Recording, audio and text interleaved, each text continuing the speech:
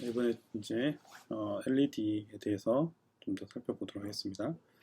이번 시간 배울 것은 반도체 특성, 그리고 PN 접합 다이오드라고 하는 거, 직접 밴드갭, 또 간접 밴드갭이 무엇인지, 그다음에 발광 다이오드인 LED에 대해서 살펴보고요.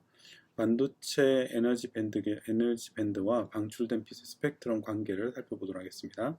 그 다음에 LED의 동작 원리를 살펴보도록 하겠습니다. PN 접합 다이오드입니다. P형 반도체와 N형 반도체가 하나의 결정 구조를 이루면서 접합된 것을 말합니다. 그래서 평형 상태의 P와 N형 반도체가 되고요. 여기가 이제 P형, 여기가 N형 반도체인데 여기가 N인데 여기가 P로 되어 있습니다. 그래서 N형 반도체, P형과 N형이 반도체로 접합이 되어 있는 거고요. 그 사이에서 이제 공핍층이 이렇게 형성이 됩니다. 그래서 이쪽에는 전자가, 이쪽에는 전공이 형성이 되면서 전공의 플러스 전하와 전자의 마이너스 전하에 의해서 전개가 만들어지고요. 이게 전기장이 만들어지게 되고요. 그래서 여기가 이제 공핍층이라고 하는 층이 만들어집니다. 그래서 농도 차에 의해서 이런 전자와 전공의 농도 차에 의해서 접합면 부근에 다수의 캐리어가 확산되는 현상이 발생하고요. 공간 전하가 생기는데 이것에 의해서 공핍층이 만들어집니다.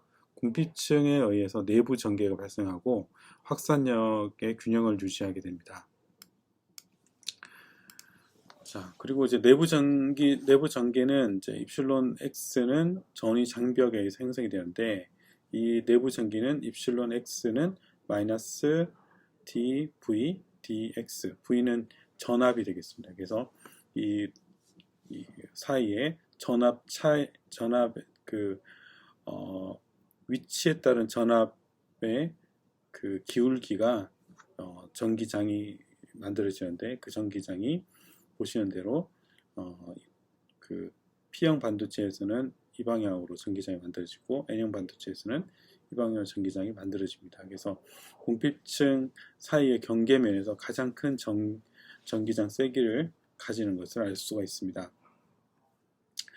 여기 이제 에너지 밴드 다이어그램으로 보면 여기가 이제 P형 반도체, 그러니까 여기가 지금 전공들이 많이 몰려 있는 거, 그 다음에 N형 반도체에 전자들이 많이 몰려 있는 N형 반도체가 되고요. 그 사이에 공핍층이 이렇게 만들어지게 되고요. 그 전위 차이에 의해서 공핍층의 전위 차이가 약간 이렇게 내려오는 것을 확인할 수가 있습니다. 자, 그러면 이건 전압을 인가한 경우에 P와 N형 접합의 다이오드는 어떻게 되는가? 첫 번째, 순방향 바이어스와 역방향 바이어스가 있는데요. 순방향 바이어스는 외부 전원의 플러스 단자를 P형 반도체, 마이너스 단자를 N형 반도체에 연결하는 것입니다. 그래서 여기에 플러스 단자를 P형 반도체, 마이너스 단자를 N형 반도체에 연결해서 해주면 여기 있는 전자들이 여기 P형 반도체를 거쳐서 N형을 거쳐서 이렇게 자연스럽게 전류가 흐르는, 그래서 공핍층이 줄어들고요. 전위 장벽이 낮아지기 때문에 많은 전류가 여기서 흘러가게 됩니다. 자, 역방향의 바이어스를 걸면 외부 전원의 마이너스 단자를 P형, 플러스 단자를 N형 반도체에 연결하게 되고요. 공핍층이 넓어지게 됩니다. 그래서 이 공핍층이 넓어진다는 얘기는 전류의 흐름을 방해하게 되거든요. 그래서 전위 장벽이 높아지고 아주 작은 역방향의 포화 전류만 흐르지 거의 전류가 흐르지 않습니다. 자, 그래서 주로 LED 같은 경우는 순방향 바이어스를 사용해야 되겠죠. 왜냐하면 공핍층 내에서 전자가 전공과 결합을 통해서 빛이 방사돼야 되기 때문에 이런 순방향으로 만들어졌을 때 빛이 나오는 이런 순방향 바이어스를 걸어서 LED를 사용하고요. 이런 역방향 바이어스 같은 경우는 LED가 아니라 포토 디텍터라 그래서 빛을 받아서 전류로 나오게 되는 그런 경우는 역방향 바이어스를 걸어줍니다. 이 부분은 이제 디텍터에 대한 부분은 다음 이제 후반부에서 다시 살펴보게 되겠습니다. 직접 밴드갭과 간접 밴드갭이 있는데요. 자, 전자가 전도대에서 가전자대로 또는 가전자대에서 전도대로 처리할 때 에너지가 보존이 돼야 되죠. 그리고 뿐만 아니라 운동량도 함께 보존이 돼야 됩니다. 그래서 에너지와 운동량의 관계를 나타내서 확인해 보면 이 관계에 의해서 직접 밴드갭, 간접 밴드갭을 나눌 수 있습니다. 전자의 운동량은 파동과 입자의 이중성에 의해서 전자의 파수와 직접 관련됩니다. 그래서 전자의 파수 K와 운동량은 비례하게 됩니다. 그래서 이 K 다이어그램이라는 걸 그리게 되는데요. 그래서 에너지와 파수는 즉 운동량이 되겠죠. 파수는 운동량이 되겠습니다. 에너지와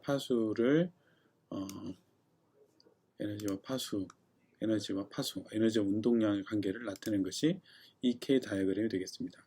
직접 밴드갭과 간접 밴드갭을 살펴보면 전도대의 최저 에너지와 가전자대의 최고 에너지가 같은 파수와 일치하는 경우, 그래서 전도대의 최저 에너지와 가전자대의 최고 에너지가 같은 그 K 파수를 가질 때, 같은 운동량을 가질 때 이 전체 에너지 갭만큼의 광자 에너지를 가지고 출력이 됩니다.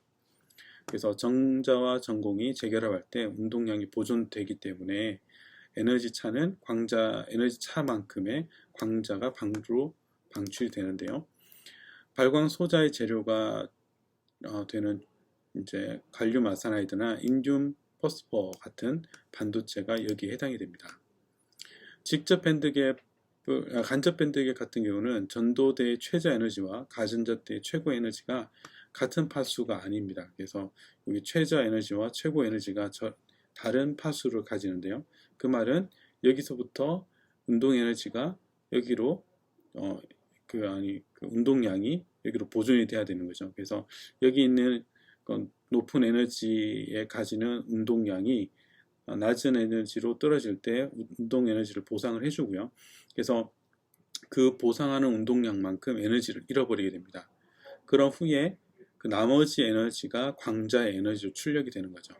그래서 전자와 전공이 재결합할 때 전자의 일부 에너지는 운동량 보존에 사용돼서 출력된 에너지 양이 상대적으로 줄어들게 되는 그런 것이 간접 밴드갭 반도체가 되겠습니다. 그게 해당하는 것이 Si하고 저마뇽이 여기에 해당하는, 그래서 발광소자로 사용하기가 간접 밴드갭은 에너지가 낮아지기 때문에 어렵습니다. 네. 자, 발광 다이오드 LED는 라이트 에미팅 다이오드의 약자고요. 장점은 제조가 용이하고 가격이 낮고 크기가 작고 수명이 깁니다. 단점은 광출력이 낮고요. 장거리 전송이 힘들고요. 그 다음에 출력 스펙트럼 폭이 넓어 분산이 심하고 비트율과 전송 거리가 제한을 받습니다.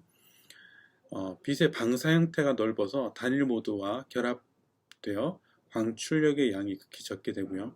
그래서 주로는 이제 다중모드 광섬유와 주로 사용이 됩니다. 주요 광통신 시스템에서 이제 LAN, 로컬 에어레 네트워크와 같은 근거리용으로 사용이 되고요. 비트율은 수십 메가bps에서 수백 메가bps로 사용이 됩니다. 반도체 에너지 밴드갭과 방출되는 스펙트럼의 관계를 보면 전도대에 존재하는 전자가 가전자대의 전공과 재결합을 통해서 빛이 방출하게 됩니다. 이럴 때 그 에너지 차이만큼의 광자가 방출되는데 그 에너지 차이는 람다분의 hc가 됩니다. h는 플랑크 상수, c는 빛의 속도, 람다는 빛의 파장이 되는 거죠. 그래서 에너지와 빛의 파장은 역수 관계를 가집니다. 전도대 안에서는 전자의 연속적인 에너지 값을 가질 수 있고요. 가전자대 안에서는 전공이 역시 연속적인 에너지 값을 가질 수 있기 때문에 방출되는 광자의 주파수 또는 파장이 역시 연속적인 값을 가져서 스펙트럼 폭이 넓어지게 됩니다. 이게 무슨 얘기냐면 LED의 전도대가 이렇게 넓은 밴드를 가지고 가전자대도 이렇게 넓은 밴드를 가지는 거죠. 그래서 높은 에너지를 가지고 있던 전자가 가전자대로 낮은 에너지 레벨로 떨어지거나 아니면 낮은 에너지를 가지고 있던 전도대에서 전자가 아주 높은 가전자대의 꼭대기에서 떨어졌을 때 이 에너지 갭 차이가 아주 넓게 분포를 하게 됩니다. 그래서 낮은 이 차이가 에너지가 큰 것은 짧은 파장의 빛이 출리게 되고요. 에너지가 갭이 작은 것은 긴 파장의 빛이 출리게 됩니다. 그래서 주로는 여기 그 전도대의 끝부분, 바닥 부분에 많은 전자들이 존재를 하고요. 그래서 가전자대의 높은 부분에서 또 전공들이 많이 존재하기 때문에 주로는 그 에너지 갭만큼 떨어지지 않으니까 이 사이에서 가장 많은 빛이 출력이 되고요. 그리고 양쪽으로 갈수록 그 출력되는 빛의 세기가 줄어드는 이런 넓은 분포의 스펙트럼 폭을 LED는 가지게 되는 거죠. 그래서 이런 넓은 밴드의 특성을 가지기 때문에 스펙트럼 폭이 넓게 나오게 된다라는 것이 되겠습니다. 에너지 갭과 파장의 관계를 보면 에너지 갭에서는 어떠한 전자도 존재할 수 없으므로 광자 에너지는 최소 에너지 갭보다 보다는 큰 이런 값을 가집니다. 그래서 그 파장은 델타 E 분의 HC가 되고요.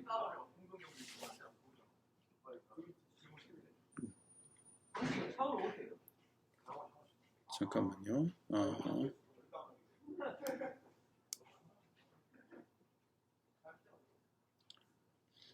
자, 그래서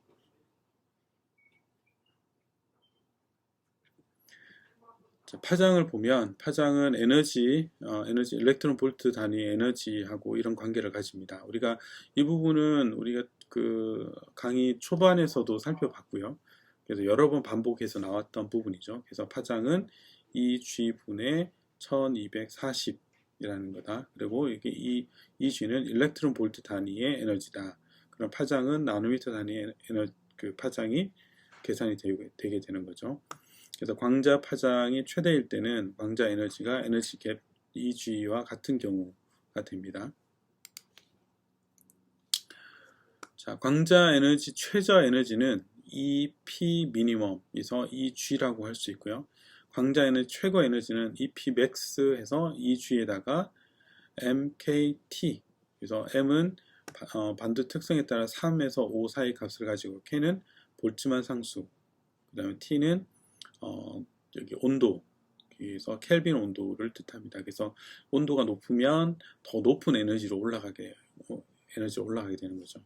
자, 이게 무슨 얘기냐면 여기 전도대에서 그 높이 있는 전자들은 온도가 아주 높은 온도에 의해서 높은 에너지를 가지고 있다라고 볼 수 있습니다. 그래서 여기 있는 것들은 높은 에너지에 의해서 발생된다. 자, 그러면 그 스펙트럼 폭 델타 람다는 파장, 맥스 파장에서 미니멈 파장을 빼주게 되는 건데요. 맥스 파장은 미니멈 에너지를 가지는 게 되고요. 그 다음에 미니멈 파장은 파장이 짧은 것은 맥시멈 에너지를 가지게 됩니다. 그래서 이 식에 넣어주면 1240에다가 EG 분의 1 마이너스 EG 플러스 MKT 분의 1 이라고 하는 식에 의해서 델타 람다, 그래서 파장의 스펙트럼 폭, 이 LED의 스펙트럼 폭을 에너지와 온도에 의해서 결정을 해줄 수가 있다라는 것이죠. 자, 그러면은 이제 한번 보도록 하겠습니다. 상온이 이제 켈빈 온도로 300K거든요. 그래서 동작하는 인듐 갈륨 아세나이드 포스퍼 LED에서 에너지 갭이 0.9 일렉트론 볼트라 할 때, 그다음 M 계수가 3이고요. 그때 스펙트럼 폭 델타 람다는 얼마인가? 방금 우리가 살펴봤듯이 델타 람다의 에너지 EG, 그리고 EG, M은 3, 그 다음에 여기가 볼츠만 상수에다가 온도 300을 곱한 것이 0.02586이 된다. 됩니다. 그래서 이걸 계산을 해주면 약 한 109.3 나노미터가 선폭이 스펙트럼 폭이 만들어진다라는 거죠. 자, 그리고 그 중심 파장은 자, 이렇게 선폭이 델타 람다죠. 그리고 우리가 여기서 델타 맥스가 여기입니다. 그러면 이때 중심 파장은 뭔가? 중심 파장 람다 P 중심 파장 얼마인가? 중심 파장은 얼마겠어요? 자, 여기 맥스에서 절반을 빼주면 되죠.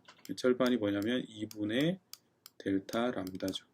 그래서 맥스에서 2분의 델타 람다를 빼주면 계산해주면 1323 나노미터가 중심 파장이 되겠습니다. 자, 그리고 출력 디스퍼전이 5 피코세컨 나노미터 퍼 킬로미터인 광섬유로 인가될 때 BL 곱은 얼마인가? BL 곱 우리가 앞에 살펴봤던 BL 곱식에서 디스퍼전과 델타 람다를 넣어주면 되죠. 델타 람다는 앞에서 구했고요. 그래서 4 곱하기 5 여기도 슬래시 109를 곱해서 나눠주면 얼마냐면 459 메가 bps 킬로미터가 되는 거죠. 자, 만약에 온도를 더 낮췄다. 이게 300에서 77K를 아주 낮췄습니다. 그래서 이렇게 감소되면 이때 BL 곱은 얼마만큼 증가되는가? 네. 그래서 그러면 이제 KT가 얼마로 되냐면 6.64 곱하기 10의 마이너스 3성 일렉트론 볼트가 되고요. 이걸 여기다 넣어주면 얼마가 되냐면 29.8 나노미터가 됩니다. 그래서 109 나노미터에서 한 30 나노미터로 줄었죠. 그러면 델타 람다가 몇 배가 주냐면 3.7배가 감소했고요. 3.7배가 감소했으니까 BL은 3.7배가 증가하게 되는 것이 되겠습니다. 자, LED의 동작 원리를 한번 살펴볼게요.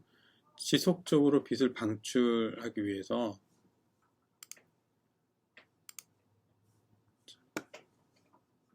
잠시만요.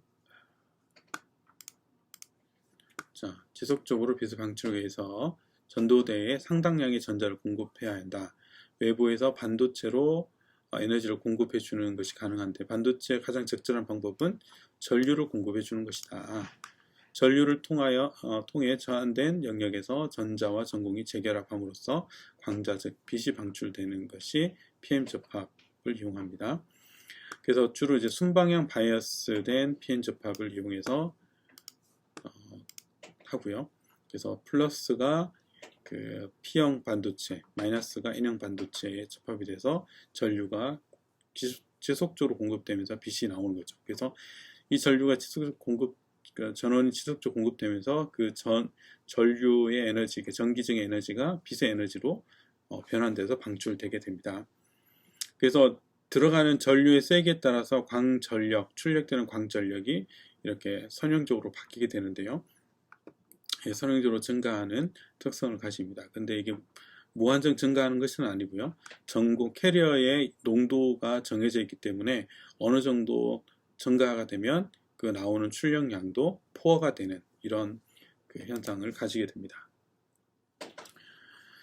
자, LED에서는 내부 양자 효율이라고 하는 것을 고려를 합니다.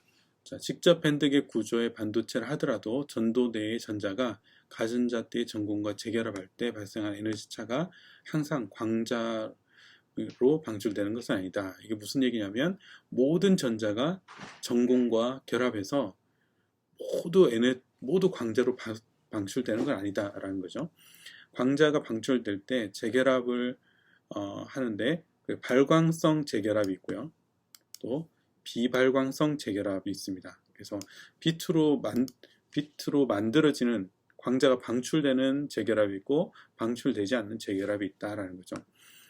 비발광성 재결합의 원인은 자체적으로 흡수가 일어나거나 안에 재료 안에서 이 빛을 흡수를 하거나 또 이제 뒤에서 배울 이중접합의 경계면에서 재결합이 다시 일어나서 빛으로 나오지 않는, 빛이 나왔는데 그 빛이 다시 전자와 광자를 나누게 되는 거죠. 밖으로 나오지 않고 그 전자와 전공으로 다시 나누게 하는 그런 현상 때문에 이런 그 비발광성 재결합이 일어난다. 그러면 이제 출력 만약에 100개의 전자 캐리어가 있는데 100개의 포톤 광자가 나와야 되는데 그러지 않고 그 중에서 70개가 나오고 30개는 빛으로 나오지 않게 되면 70%의 효율을 가지게 되는 거죠. 그걸 이제 외부 양자 효율이라고 합니다. 비발광성 재결합의 원인은 방금 했고요. 순방향 바이어스된 다이오드는 공핍층 부근에서 재결합이 활발하게 일어나는데 대부분 재결합이 발광성일 때 LED로 동작한다. 내부 양자효율의 정의는 이렇게 양자효율은 전자의 캐리어 농도 분의 그 다음에 포톤의 단위 시간당 발생하는 광자의 수로 나누어진 됩니다. 주입된 전자가 광자로 배출되는 것은 아니므로 내부 양자효율은 항상 1보다 작은 값을 가진다 하는 것이죠.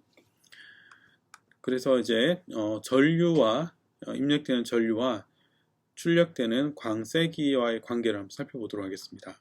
모든 광자가 평균 에너지 EP를 가진다고 가정을 하면 그 LED 내부에서 발생하는 빛의 전력 P는 다음과 같이 표현할 수 있습니다. 여기서 전류는 미리암페어 단위고요. 파장은 나노미터 단위로 설정을 했습니다. 자, P는 모든 광자의 개수가 단위 시간당 방출된 광자의 배수가 NP 할 때 그 광자 한 개가 가지는 에너지를 EP라고 할 수 있죠. 그래서 이걸 곱해주면 광자의 그 전력, 빛의 전력을 할 수 있습니다. 그러면 여기서 NP는 앞에서 양자 효율을 고려해서 입실론, 그 다음에 N, E, 전자의 캐리어의 농도, 캐리어의 개수에다가 EP를 곱해주게 되고요. 자, 그리고 전류는 여기 Q가 전하고요. N이 그 전하의 개수죠. 그래서 전류는 전하량 곱하기 전자의 개수라고 할 수 있죠.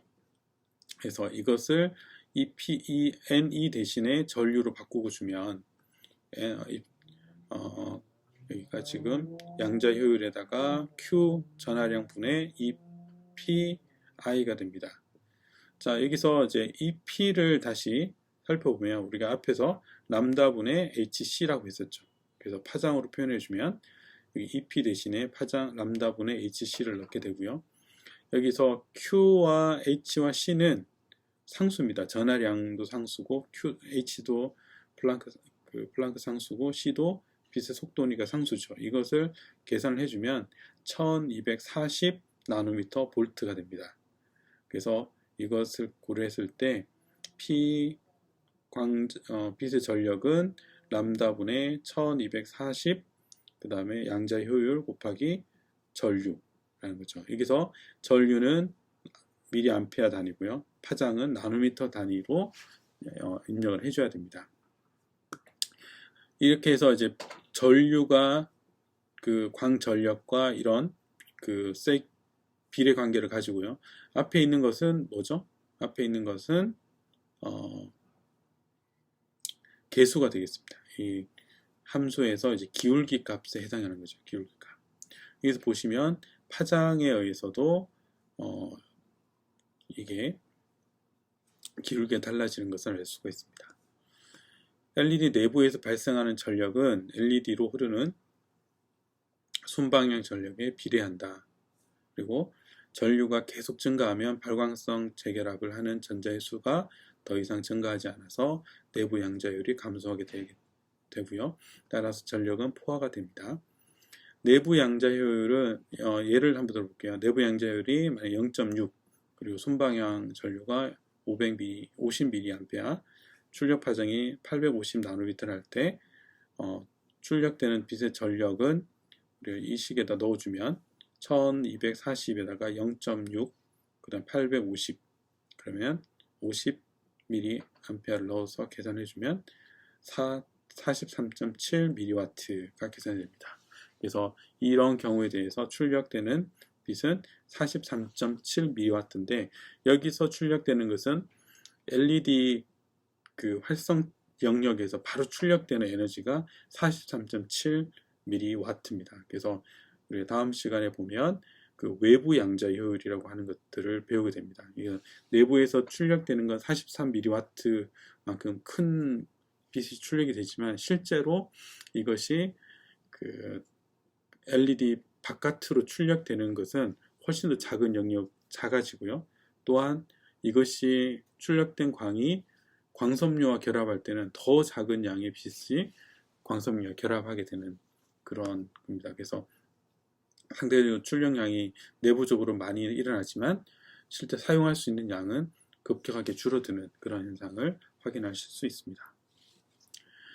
자, 그 다음에 이제 중요한 것이 디지털 변조, LED 디지털 변조인데요. 순방향 전류를 변화시켜서 전력을 변조시킵니다. 시간에 따라서 빛의 세기를 0과 1로 바꿔주는 거죠.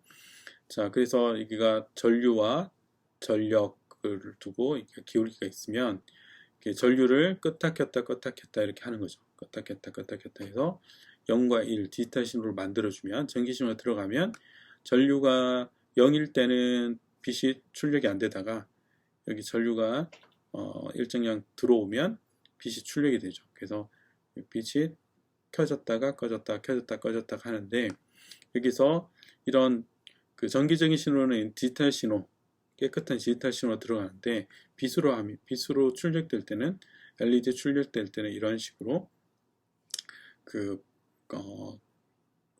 이렇게 이것이 상승 시간과 하강 시간이 이렇게 발생을 합니다. 그래서 깨끗한 디지털 신호를 얻을 수 없고요. 이렇게 되는 이유는 LED가 가지고 있는 내부 캐패시턴스에 의해서 생깁니다. 이게 무슨 얘기냐면 LED가 하나의 축전기 효과를 가지거든요. 그래서 전류가 공급이 되면 그게 전하가 일정량 찰 때까지 빛이 방출되지 않습니다. 그래서 그것들을 이렇게 축전기의 전하가 채워지는 효과처럼 LED에 이런 그 전류가 공급됐을 때 거기서 충분한 양의 전하들이 축적되는 데 시간이 걸린다. 그래서 바로 반응을 하지 않고 이런 반응 속도가 느린 효과가 LED에서 발생하는 것이죠. 그러면서 이런 그 빠른 그런 변조를 할 수 없는 것이 LED의 특징이 되겠습니다. 네, 그래서 이번 시간은 이제 PM 접합 다이오드의 동작 원리를 살펴봤고요. 직접 밴드갭과 간접 밴드갭의 차이를 살펴봤고 LED 출력 스펙트럼을 확인했습니다. LED에서 내부 양자 효율과 그리고 전류와 P 그 광전력의 관계를 살펴봤습니다. 자, 이상으로 수업을 마치도록 하겠습니다. 수고하셨습니다.